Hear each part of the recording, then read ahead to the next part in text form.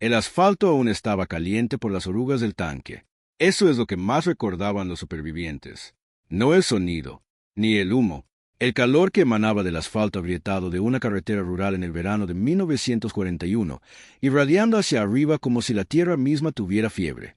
Y avanzando por esa carretera, en una columna que se extendía tan atrás que se perdía en el horizonte, venían 491 tanques, miles de infantes motorizados, piezas de artillería, camiones de suministros y todo el peso mecanizado de una de las divisiones blindadas más poderosas que el mundo jamás había visto. El pueblo que teníamos delante tenía quizás 600 personas. No había fortificaciones, ni artillería, ni cañones antitanque preparados. Las unidades de reserva más cercanas estaban a 70 kilómetros y se retiraban en dirección contraria. Todo cálculo racional, toda fórmula militar, toda doctrina escrita en todas las academias militares del mundo decía lo mismo. Este camino estaba abierto. Este pueblo caería en cuestión de horas. Y más allá de este pueblo se extendía Leningrado, una ciudad de 3 millones de habitantes. Lo que esos cálculos no tuvieron en cuenta fue a 3 hombres con picos, un río y una creencia tan obstinada que rozaba la locura. Esta es su historia. Para comprender lo que ocurrió en esa carretera en el verano de 1941, hay que entender lo que sucedía en todas partes al mismo tiempo. Porque lo que hace extraordinaria esta historia no es solo lo que 3 hombres hicieron con herramientas rudimentarias en una sola tarde, sino lo que significó su resistencia imposible en el contexto de la mayor invasión terrestre de la historia de la guerra. El 22 de junio de 1941, a las 3:15 de la madrugada, la Alemania nazi lanzó la Operación Barbarroja. No fue una simple invasión, fue una catástrofe de proporciones épicas. 3 millones de soldados alemanes cruzaron simultáneamente la frontera soviética a lo largo de un frente de 2.900 kilómetros, aproximadamente la distancia entre Londres y Bagdad. Llevaban consigo 3.600 tanques, 600.000 vehículos motorizados, 750.000 caballos y 2.500 aeronaves. Fue la mayor operación militar de la historia, una realidad que perdura hasta nuestros días. Y en esas primeras semanas, funcionó con una eficacia aterradora. El ejército soviético carecía de preparación estructural, más allá de la falta de armamento o efectivos. Stalin había recibido más de 80 alertas de inteligencia sobre el inminente ataque en los meses previos al 22 de junio. Las había ignorado o suprimido todas. Sus generales habían sido purgados, más de 35.000 oficiales del Ejército Rojo fueron ejecutados o encarcelados entre 1937 y 1941, incluyendo 3 de los 5 mariscales, 13 de los 15 comandantes de ejército y 50 de los 57 comandantes de cuerpo. Los hombres que permanecieron eran inexpertos, estaban aterrorizados de tomar decisiones, o ambas cosas. El resultado fue una máquina militar con un potencial enorme que había sido decapitada antes de disparar el primer tiro. En los primeros 8 días de la Operación Barbarroja, la Fuerza Aérea Soviética perdió más de 4.000 aviones, la mayoría destruidos en tierra, aún alineados en filas ordenadas como si esperaran una inspección que nunca llegaría. En 3 semanas, el grupo de ejército centro había cercado y capturado 400.000 soldados soviéticos en Minsk. Para agosto, otros 650.000 serían capturados en Kiev en el mayor cerco de la historia militar. Cuando llegaron las nevadas invernales, los soviéticos habían sufrido casi 5 millones de bajas, muertos, heridos y prisioneros. Cifras tan grandes que dejan de parecer números y se convierten en un silencio abrumador. Pero es el Grupo de Ejércitos Norte el que nos interesa aquí. El Grupo de Ejércitos Norte tenía un objetivo específico y aterrador: capturar Leningrado, la segunda ciudad más grande de la Unión Soviética, hogar de 3 millones de civiles, cuna de la Revolución Rusa y una de las ciudades con mayor simbolismo del mundo. Para alcanzarla, tendrían que cruzar cientos de kilómetros de territorio soviético, incluyendo ríos, pantanos y bosques. Su principal punta de lanza blindada era el 4º Grupo Panzer, comandado por el general Erich Hoepner, que avanzaba a una velocidad devastadora. En las primeras semanas de la campaña, el 4º Grupo Panzer avanzaba a un ritmo que sorprendió incluso a sus propios comandantes. 50 kilómetros al día, 60 kilómetros. Las líneas soviéticas no resistían, sino que se desmoronaban. Miles de unidades se rendían, abandonaban su equipo, se retiraban en caos o simplemente desaparecían en los bosques. A mediados de julio de 1941, las puntas de lanza blindadas alemanas se acercaban al río Luga, una línea defensiva natural situada a unos 150 kilómetros al sur de Leningrado. El Luga no era un río caudaloso, no era ni el Volga ni el Dnieper. En la mayoría de los tramos, tenía apenas entre 50 y 60 metros de ancho, una profundidad insuficiente para detener un cruce decidido, pero suficiente, si se defendía adecuadamente con obstáculos, fortificaciones y hombres, para ralentizar significativamente un avance blindado. El alto mando soviético reconoció esta situación y emitió órdenes urgentes para fortificar la línea del Luga.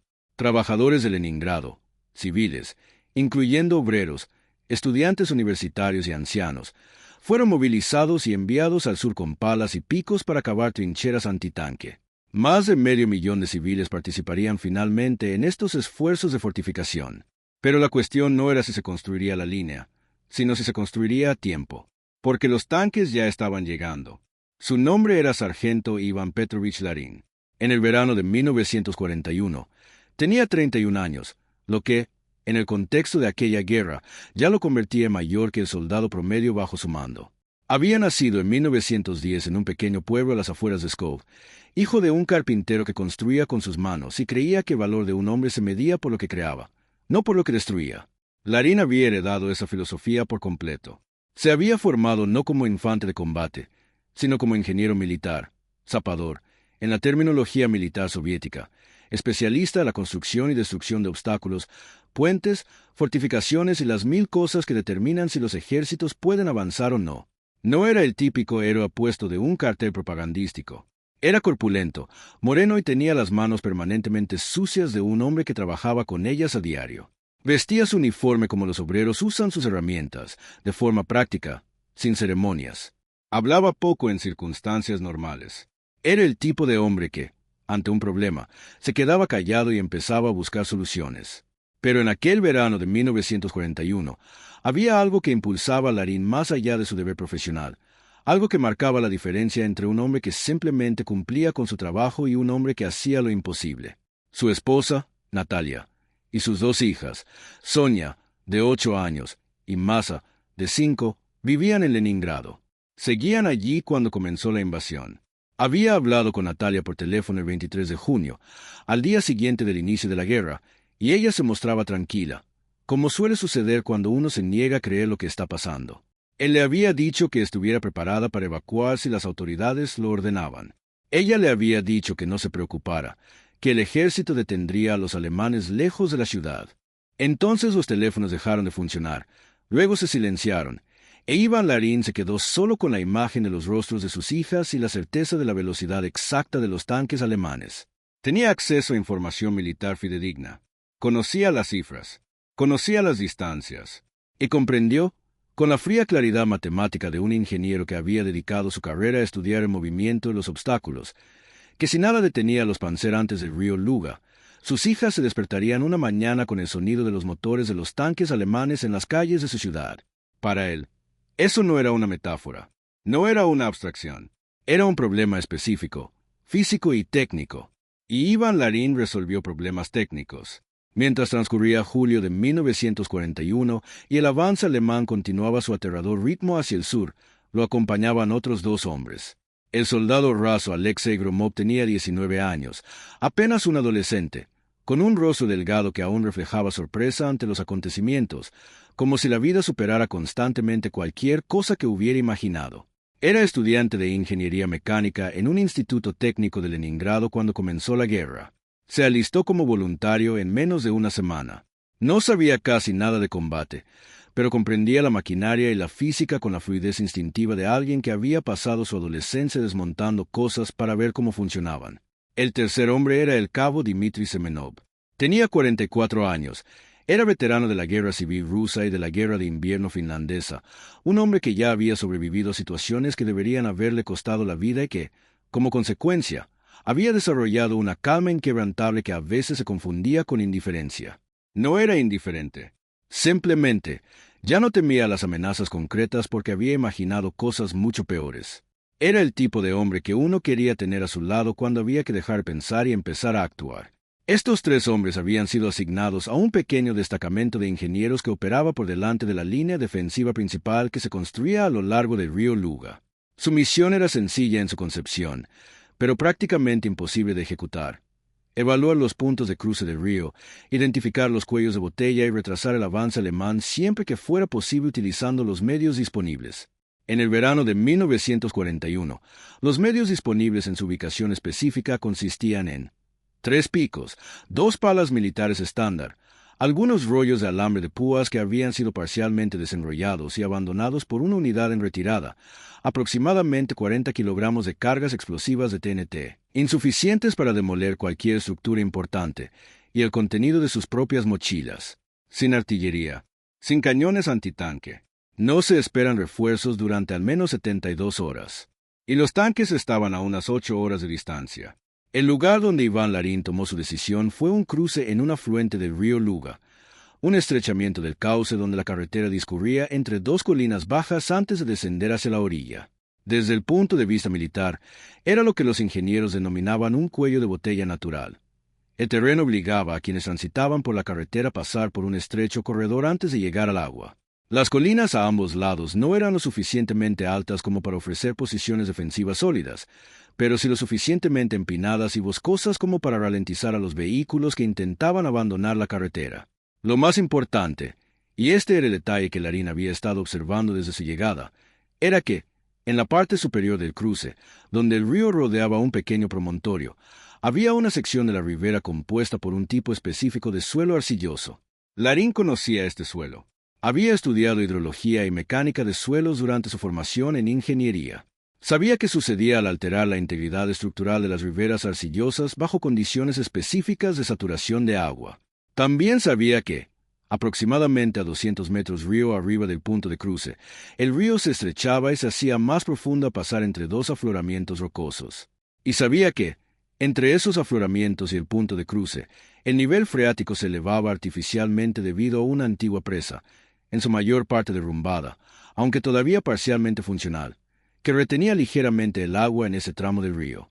Miró el mapa, miró el terreno, miró a sus 2 compañeros y dijo algo que Alexei Gromov recordaría más tarde palabra por palabra, porque era el tipo de cosa que uno recuerda cuando luego resulta ser importante. Dijo: si cambiamos hacia donde quiere ir el agua, cambiamos donde se pueden colocar los tanques. Entonces cogió su pico y empezó a caminar hacia el río. Lo que siguió fueron 12 horas de trabajo físico más intenso que cualquiera de los 3 hombres había realizado jamás. El plan, tal como lo explicó Larín mientras trabajaban, porque no era de los que se quedaban quietos al hablar, se basaba en un principio tan antiguo que precede a la historia escrita: inundar el acceso. No de forma drástica, no con la rotura de una presa ni con una liberación catastrófica de agua. Eso requeriría equipo de ingeniería y tiempo de que no disponían. En cambio, utilizar la hidrología existente del terreno para desplazar gradualmente el nivel freático en la zona de acceso, saturando el suelo arcilloso de la base de la carretera hasta que lo que parecía terreno firme se convirtiera, para un vehículo de 30 toneladas o más, en algo más parecido a una trampa. Un tanque Panzer III, la columna vertebral del ataque blindado alemán en 1941, pesaba aproximadamente 22 toneladas.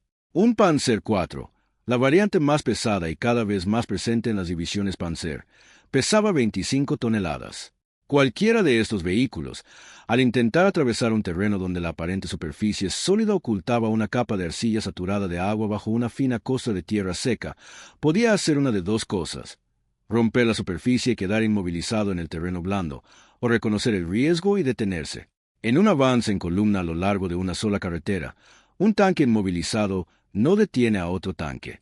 Detiene todo lo que hay detrás. Esta era la geometría con la que trabajaba Larín. No la potencia de fuego, no las fortificaciones, la hidrología. Pero comprender el principio era solo el primer problema. Llevarlo a la práctica era otra historia, y aquí es donde entran en juego los picos. La antigua presa de Molino, situada aguas arriba, se había derrumbado parcialmente, pero aún conservaba suficiente estructura como para crear una modesta acumulación de agua detrás de ella. Lo que Larín necesitaba era redirigir parte de esa agua acumulada lateralmente, alejándola del cauce principal y dirigiéndola hacia los patrones de drenaje naturales del terreno bajo adyacente al acceso a la carretera. El terreno entre la presa y el cruce de la carretera presentaba una depresión poco profunda, que no era exactamente un lecho de arroyo seco, sino claramente un antiguo canal de drenaje, cubierto de sedimentos y vegetación desde hacía mucho tiempo. Si lograba abrir un canal desde el punto de desbordamiento de la presa hacia esa depresión, la gravedad haría el resto. El agua fluiría cuesta abajo, lentamente, sin inundaciones dramáticas, y en un lapso de 8 a 12 horas saturaría gradualmente la capa de arcilla bajo la superficie de la carretera y el terreno a ambos lados.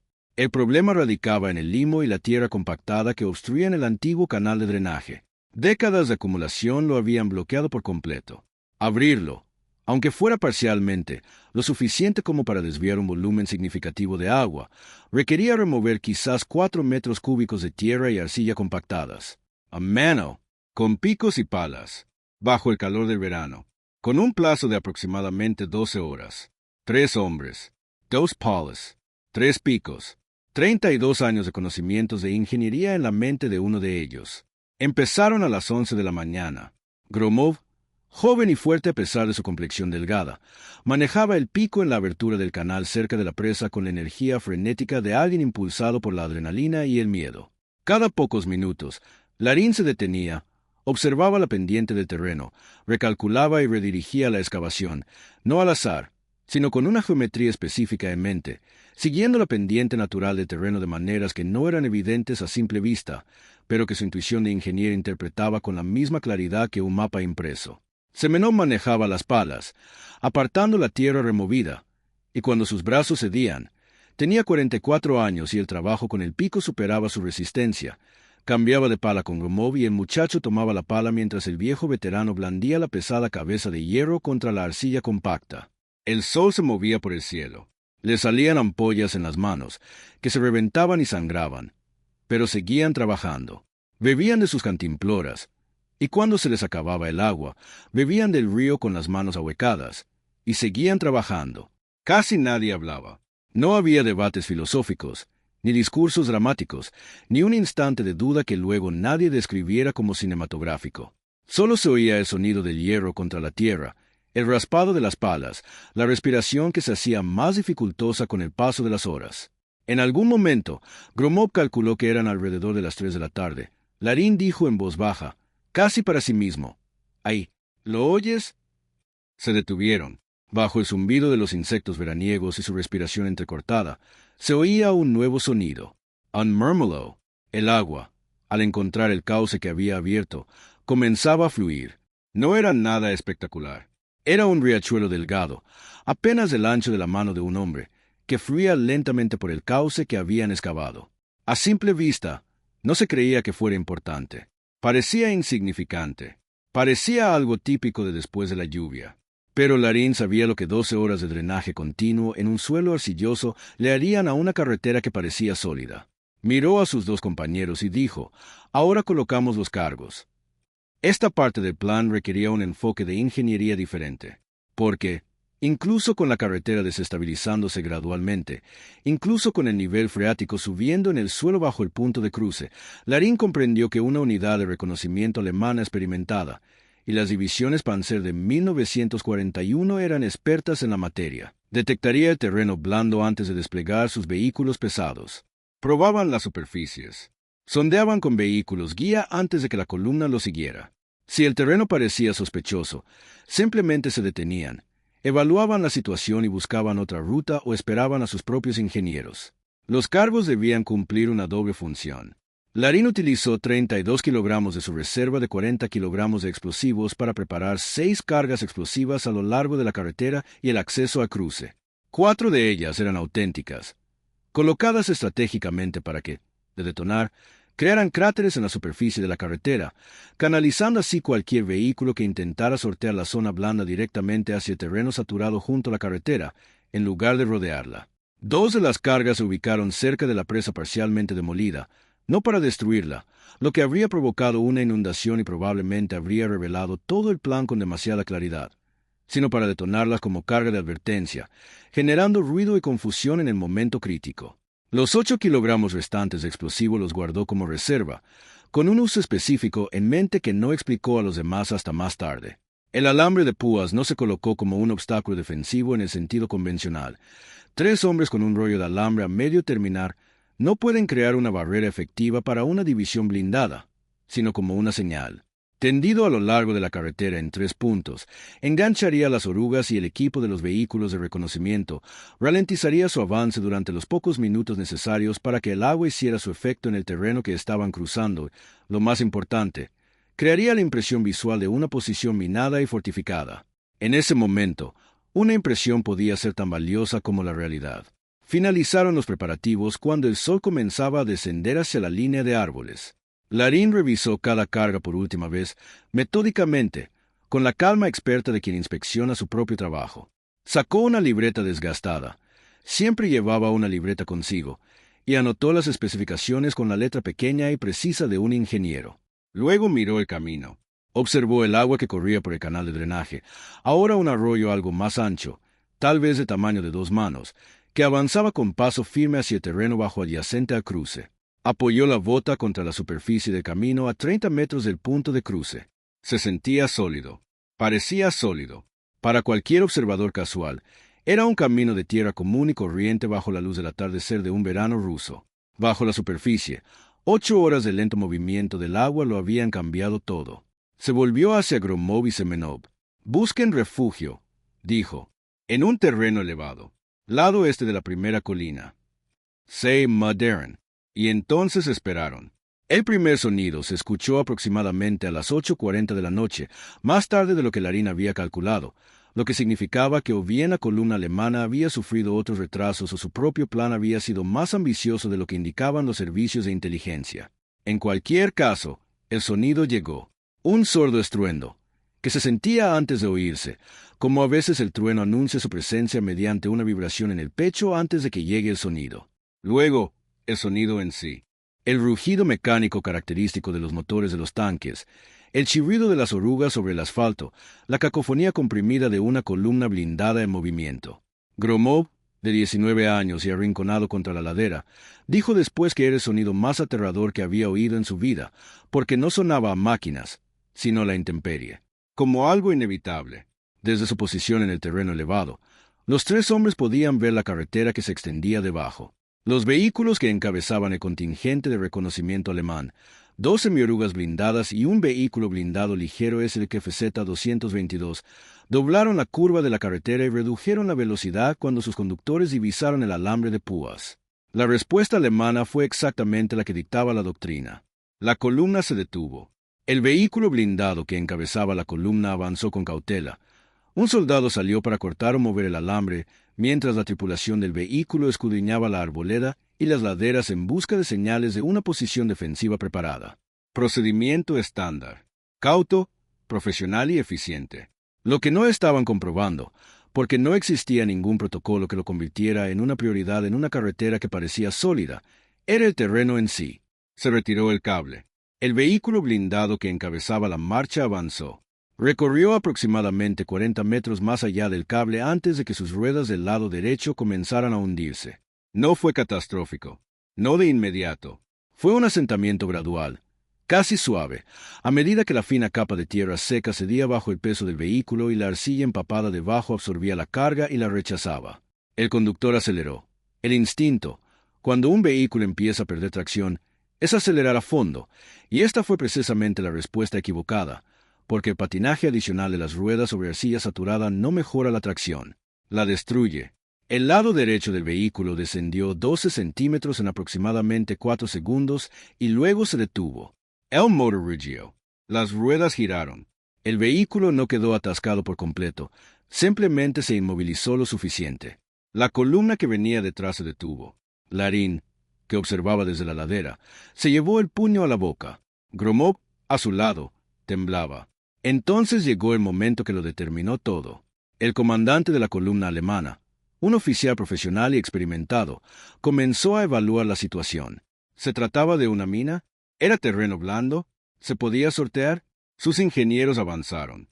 Si disponían de 5 minutos para evaluar la situación correctamente, identificarían el problema hidrológico, comprenderían a qué se enfrentaban y encontrarían una ruta alternativa o esperarían a que se analizara el terreno con mayor detenimiento. 5 minutos de evaluación adecuada bastarían para que el plan se pusiera en práctica, se comprendiera y se superara la adversidad. Larín detonó la primera carga. No era una de las cargas explosivas principales. Era la carga de advertencia que había colocado cerca de la presa del molino. La explosión no fue enorme. 8 kilogramos de TNT producen una detonación significativa, pero no catastrófica. Pero la quietud vespertina de aquel valle fluvial, con la columna alemana detenida y los nervios de cada hombre ya a flor de piel, sonó como artillería. ¿Por qué ese era el objetivo? En el repentino impacto de una explosión proveniente de una dirección inesperada, en la confusión del humo y la respuesta instintiva de los soldados que no saben lo que está sucediendo, la evaluación se detiene. Los oficiales ordenan la retirada de los vehículos. Todos se tiran al suelo o se repliegan para ponerse a cubierto. El comandante de la columna no podía saber que la explosión se debía a una sola carga detonada por un hombre en una ladera. No podía saber que no había piezas de artillería, ni cañones antitanque, ni posiciones defensivas preparadas en la zona. Lo que sí sabía era esto. Su vehículo de cabeza estaba inmovilizado, su columna estaba detenida en un camino que parecía estar minado defendido, y algo acababa de explotar desde una dirección que sugería la posible presencia de artillería o morteros. El protocolo indicaba no avanzar de noche hacia una situación defensiva desconocida sin un reconocimiento previo. Asegurar la columna. Evaluar la situación. Informar al mando superior. La columna alemana dejó de moverse y permaneció detenido. Durante toda la noche, Larin y sus dos compañeros avanzaron con cautela por la ladera, detonando periódicamente pequeñas cargas de distracción. Utilizaron el explosivo restante en fragmentos, cantidades minúsculas que producían ruido y destellos en lugar de destrucción, para reforzar la impresión de una posición defensiva activa. Se desplazaban entre posiciones para evitar que cualquier sonido pudiera ser triangulado con precisión. Generaban ruido que sonaba como el movimiento de tropas. Hicieron todo esto con 3 hombres y los últimos restos de 8 kilogramos de explosivo. La columna no se movió hasta la mañana. Al amanecer, los ingenieros alemanes realizaron una evaluación exhaustiva de la superficie de la carretera y del terreno adyacente. Identificaron el problema de la saturación de agua. Reconocieron que no se trataba de un campo minado intencional, sino de un problema hidrológico, aunque encontraron las cargas explosivas y desconocían si no habían sido detonadas a distancia la noche anterior como parte de una defensa coordinada. Encontraron el canal que había sido excavado. Finalmente, comprendieron la magnitud del ataque, pero habían perdido la noche. Y en esa noche, el mando soviético había logrado algo que llevaban días intentando desesperadamente. Habían trasladado refuerzos. No muchos, no lo suficientes para resistir indefinidamente. Pero sí lo suficientes, un regimiento de fusileros reducido con una batería de cañones antitanque de 45 milímetros y una compañía de ingenieros, para transformar el punto de cruce de un lugar sin defensa a un lugar con una defensa real, suficientes para aprovechar la ventaja que Larin había creado y construir algo sobre ella.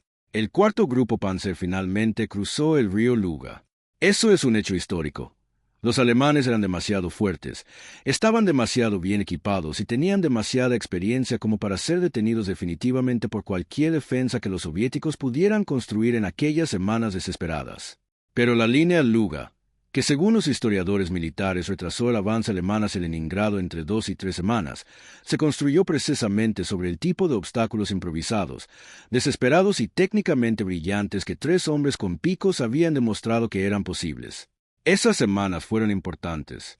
Fueron más importantes que cualquier otra semana en toda la historia de Leningrado. El asedio de Leningrado comenzó el 8 de septiembre de 1941 y duró 872 días, convirtiéndose en el asedio más prolongado a una gran ciudad en la historia de la guerra moderna. Más de 800.000 civiles murieron durante el asedio, la gran mayoría de hambre. Cientos de miles de niños y ancianos perecieron durante el invierno de 1941 a 1942, cuando el suministro de alimentos de la ciudad colapsó y los habitantes de Leningrado sobrevivieron a duras penas con raciones que llegaron a ser tan bajas como 125 gramos de pan al día, aproximadamente el peso de una manzana, para los miembros más vulnerables de la población. Pero Leningrado no cayó. Los historiadores militares, tanto soviéticos como occidentales, han analizado exhaustivamente la cronología del avance alemán sobre Leningrado. El consenso es claro.